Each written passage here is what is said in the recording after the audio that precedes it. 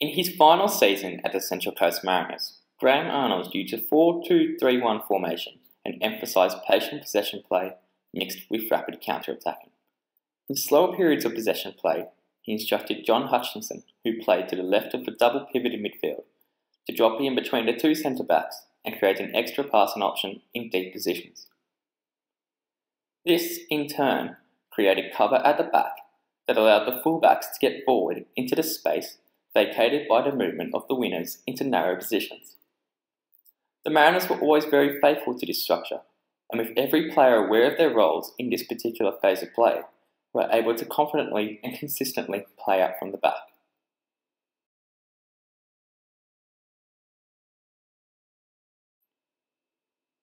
We had already seen evidence of this the season beforehand, when in 2011, Arnold used a 4-4-2 diamond formation.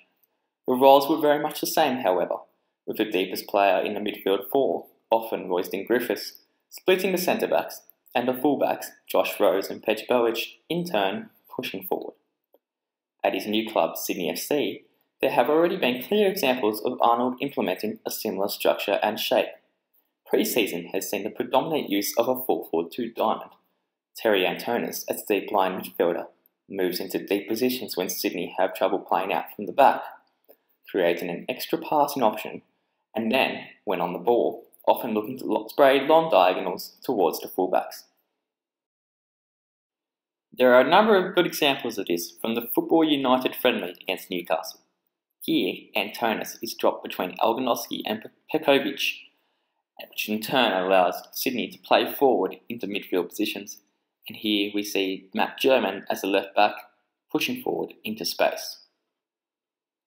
If we fast forward through the play, we see another example of Antonis dropping in between the two centre backs when Sydney have trouble playing out. With extra cover now at the back, it frees up Sebastian Ryle, the right back, to get forward, and Antonis instinctively knows he can hit that long diagonal towards the fullback. Fast forwarding through the play again sees a third example of Antonis dropping in between the two centre backs. Sydney have played very patiently in possession during pre-season, and as you see here, it's Antonis' vision and technique which allows him to spray long diagonal balls towards the sides and help Sydney progress attacks upfield.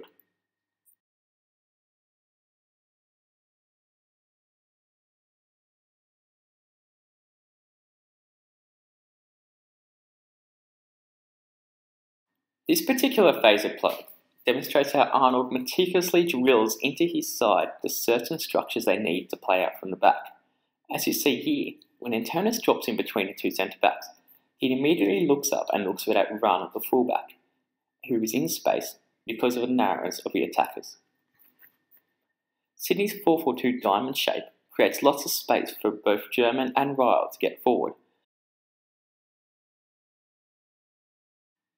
Of course, there is risks associated with this particular phase of play, because if the passing isn't good and consistent in deep positions, any turnover is so close to your own goal that it immediately invites an opposition attack, as demonstrated by the first goal that Sydney conceded here, where the poor pass from the goalkeeper immediately allowed Newcastle to mount an attack.